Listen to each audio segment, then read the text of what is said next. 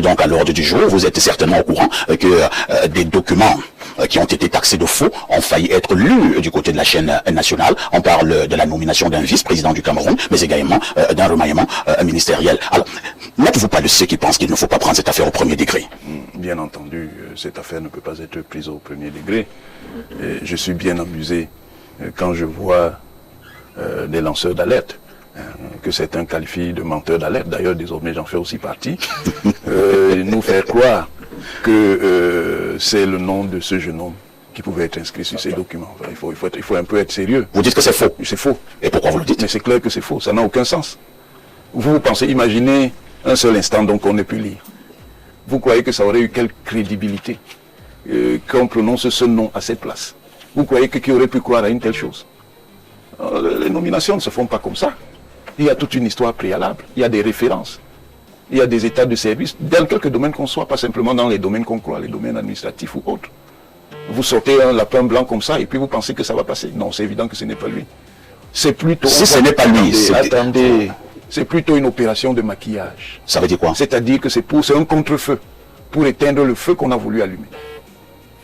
Il est évident, attendez, tout à l'heure le lecteur Billois disait qu'on pouvait lire ça dans des radios urbaines. Vous pensez que même si on lisait ça, qui aurait même cru à ça? Parce qu'on sait que là où on annonce les textes de souveraineté, c'est à la CRTV. Quelle que soit même la pertinence des noms qui auraient eu, soit dans cette fonction de vice-président dans un gouvernement, vous allez lire ça. C'est pas que ces radios n'aient pas de je comprends très bien. C'est qu'il y a une tradition, une culture de réception de ce genre de texte. Donc, ce que moi je sais, c'est que ceux qui sont à l'initiative de cela seront fermement punis. Parce que les apprentis sorciers, on en a assez. Professeur, vous êtes donc de ceux qui pensent que ce monsieur n'est que la face visible de l'iceberg? Non, mais c'est ici. Moi, je ne vois pas les évidences. Hein. Moi, je me méfie parfois des évidences. Même comme je suis professeur Lolo, j'ai quand même appris à analyser les concepts. Professeur, si vous étiez au professeur Lolo, vous ne serez pas consultant de cette émission. Qu'est-ce que vous avez dit? Vous êtes sans doute le politologue le plus brillant, le plus pointu. De ces 20 dernières années. C'est que votre formule là va vous poser le problème. Il faut laisser tomber. Professeur, on a vu donc certains noms que certains qualifiaient de vrais noms qui étaient sur le texte initial du bonhomme qui portait ces documents du côté de la CRTV. C'était d'ailleurs des proches du chef de l'État. Entre-temps, quand même, je vais vous poser une autre préoccupation. Si jamais ces textes étaient passés et qu'on avait lu à la CRTV avec les vrais noms qui ont été apparemment effacés par la suite, qu'est-ce qui pouvait arriver? Pour peut-être le lendemain qu'on revienne encore nous dit que non, les textes qui ont été lus hier sont de faux textes. Mais bien sûr, on peut le faire. Ça ne pourra pas aller dans tous les sens? Pardon? Mais si l'autorité la plus pertinente vient vous dire que les textes qu'on vous a lus ne sont pas de moi, vous allez dire quoi? Vous allez l'empêcher de retirer ou de disqualifier ces actes-là? Non. En dépit de ce que certains croient, il y a des bases institutionnelles au Cameroun. Il ne faut pas penser que c'est le palapala.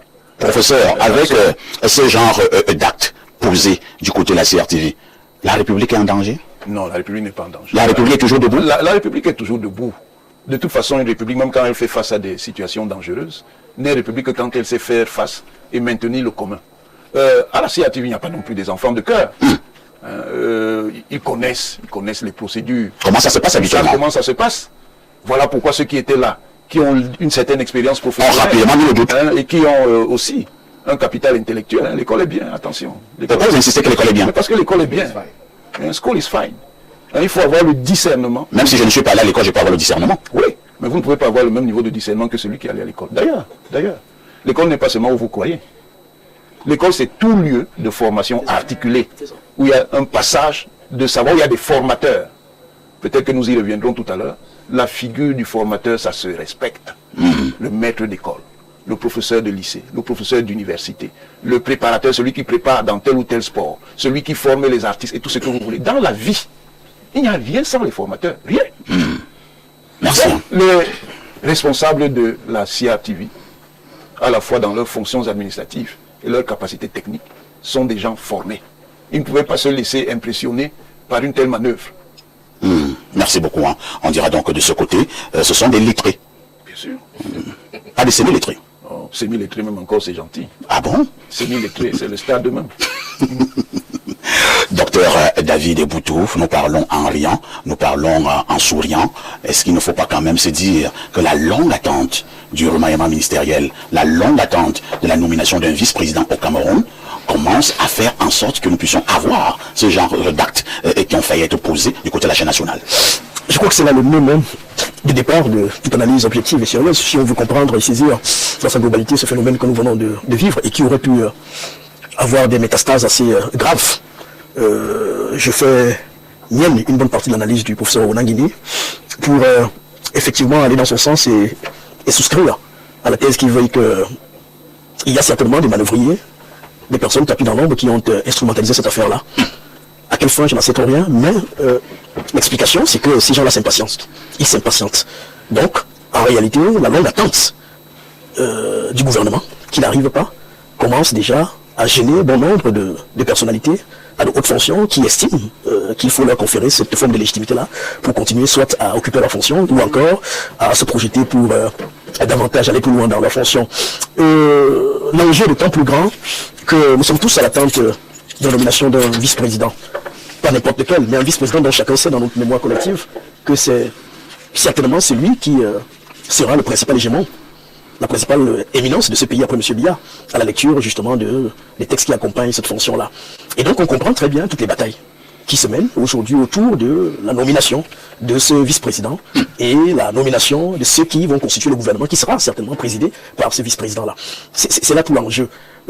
Ce qui me conforte davantage à suspicionner ce qui s'est passé et m'amène à me conforter à l'idée qu'on nous a certainement servi une version officielle pour calmer l'opinion, c'est le timing aussi. C'est-à-dire que je me souviens qu'il y a une semaine, quand nous étions sur votre plateau, au sortir d'ici, nous recevions déjà des messages dans ce sens, qu'un coup d'État venait d'être déjoué. À la CRTV, nous ne connaissions pas trop quels en étaient les tenants et les aboutissants. Mais tout de suite, voilà, avec le temps, l'information s'est dissipée jusqu'à ce qu'un de vos collègues, Polycarpe Essoma, décide de balancer l'information, décide de jeter le biais, et que, voilà, d'autres personnes s'en accaparent et qu'on essaie de fouiller. Et donc chacun y est allé de son interprétation. C'est vrai que le nom qu'on nous a balancé, la capture de l'image de cet individu qu'on nous a balancé, c'était de la comédie.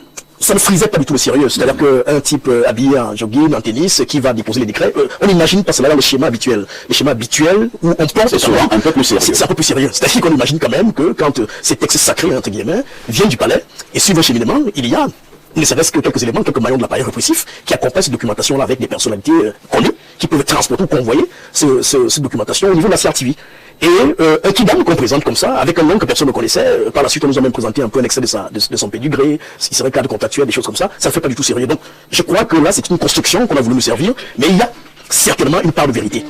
Et je crois, si tant est que le président de la République est l'hégémon le plus informé de ce pays, je crois qu'à qu'il il a des informations. Il sait parfaitement ce qui était contenu dans cette documentation-là et qui en étaient les principaux manœuvriers derrière. C'est-à-dire que je ne vais pas aller dans le sens de penser que, voilà, quelques spéculations, parce qu'en revenant sur ce que les lanceurs d'alerte ont tenté de dire cette semaine, on peut faire une lecture à l'inverse, hein, c'est-à-dire que, d'un côté, on a bien vu que les lanceurs d'alerte ont essayé de jeter comme ça, en pâture, des noms bien ciblés, des noms bien connus, je ne vais pas les citer ici, mais on a bien eu l'impression que c'est en cœur que les lanceurs d'alerte, les activistes sont allés comme cela pour jeter la vérdict populaire des figures qui n'ont même pas une grande emprise sur notre vie commune, mais c'est des noms qui sont revenus. Alors, est-ce qu'on ne peut même pas faire une lecture à l'inverse? C'est-à-dire que derrière cette manœuvre, il y a plutôt des noms qui ne sont pas sortis, mais qui sont derrière et motiveraient ces lanceurs d'alerte dans le sens de sacrifier ce qui pourrait apparaître comme leurs adversaires directs.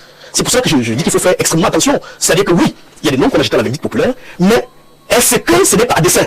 Est-ce que derrière, il n'y a pas de figures tapées dans l'ombre qui pensent que ces noms à jeter à la vérdict populaire sont de véritables menaces à leurs intérêts, à eux?